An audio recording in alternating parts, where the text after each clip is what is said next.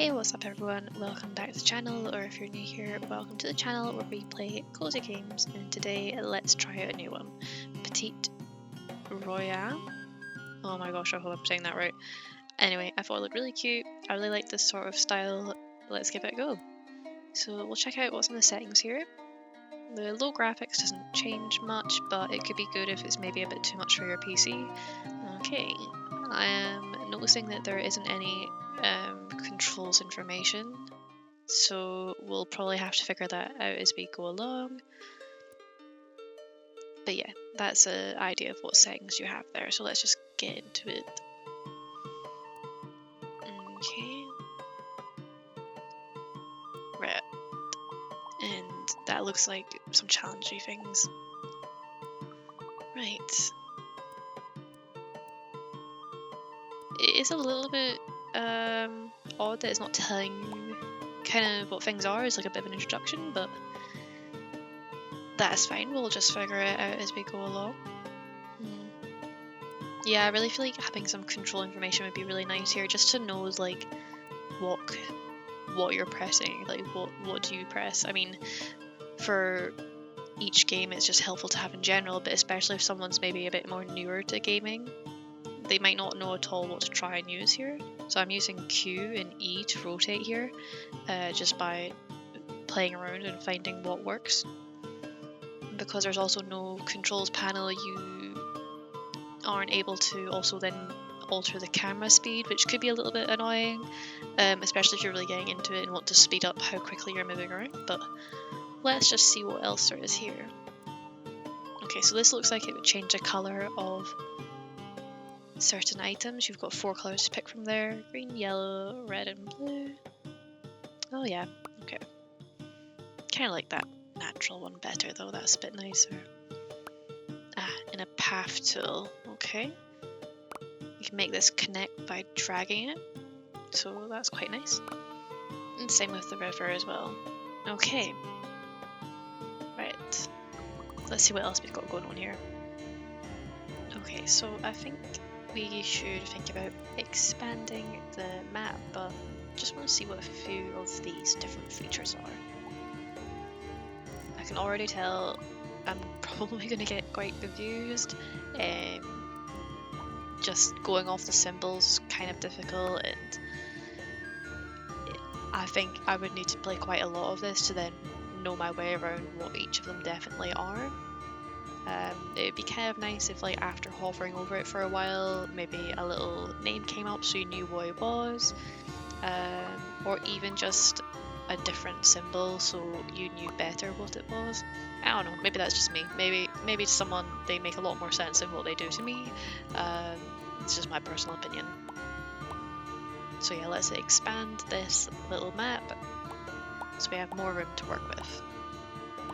I definitely like the sound design. I think it's really nice. I like the sort of little bobby noises when you put down each tile.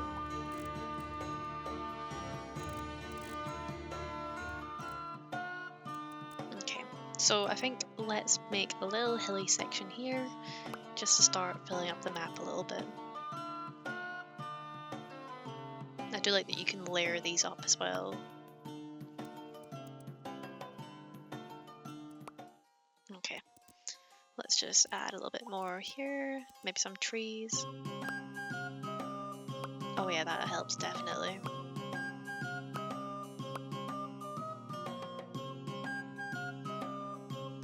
Okay, let's move on.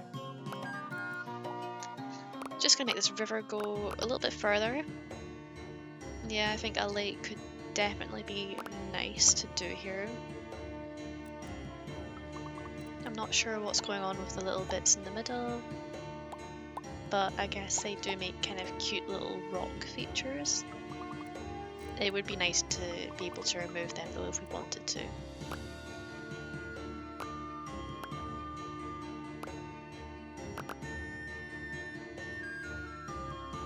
Yeah, just a little bit too much going on here, so let's make it smaller. There's also a slightly strange thing going on here with the bridge. When I'm drawing it, the path wants to still connect off this side. No matter what I try, it's not changing it, so could maybe be a slight bit of a bug, I'm not too sure.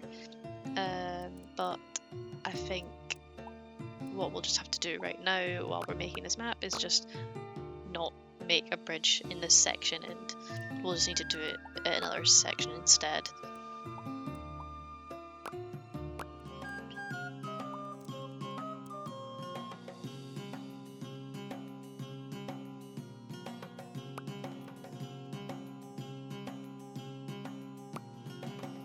Add some windmills here, maybe.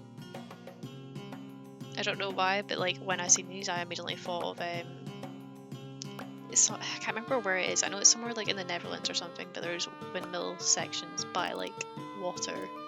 So I was just like, oh yeah, put them by water. If anyone knows, you can put it in the comments, but off the top of my head, I cannot remember. I'll probably pop it in the video later on if I find it. Okay.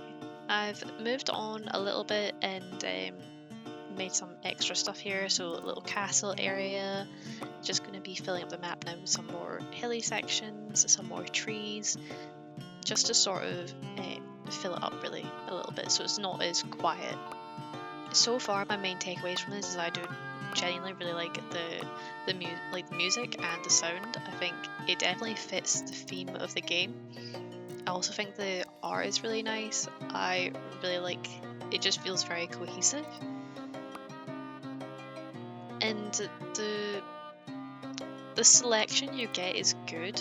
I just feel that it's not very user-friendly in the sense that it does take a long time to actually find what you're looking for, because there's no explanation to what anything is. It does make it a little bit more challenging, sifting your way through everything to find what you're actually looking for. Just going to be filling this lake up a little bit with some of these items so that the little land bits that are remaining don't look as striking, I guess. Okay. Oh my gosh, I can't believe it. I only just remembered that we have this little challenge section. Oh, whoops. Okay. Right, maybe we should work on some of these and see what happens if we complete all of them.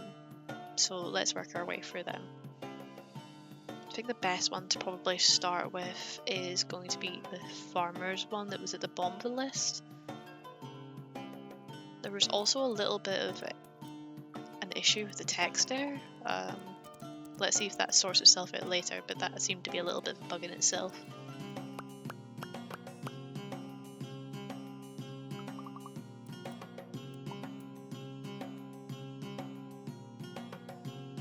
Okay, it has definitely noted that, so that's been ticked off the list. Okay, next section of the farmer's one done.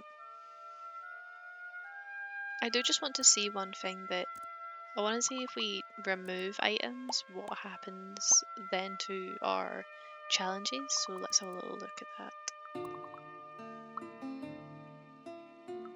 Okay, so it doesn't actually register that as it being removed. Yeah, it still acts like we have them there.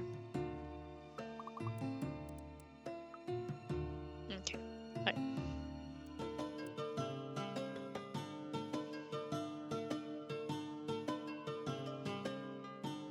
Nice, right, that is that completed. Now let's move on to the next one. Okay, this one, the lumberjack one, is probably going to be the most straightforward for me to finish, just because I do feel like I remember where the trees and tree stumps are, so let's do that. The fact it doesn't pre-register the trees as well that were already there, maybe it's just me, but I do find that a little bit annoying that doesn't tally up towards the total tree count there. But I don't know, you guys can let me know in the comments if you think that's something that is fine, like you don't see the big deal in it, or if you two would also be like, please register my trees that were already there.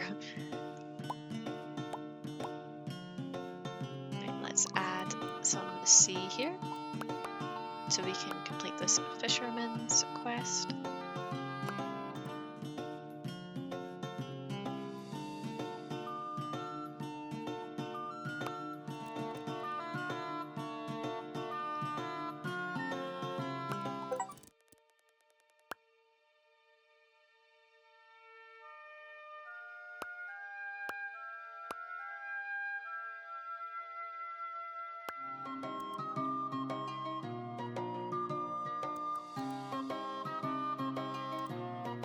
Okay, so that is coming to the end now.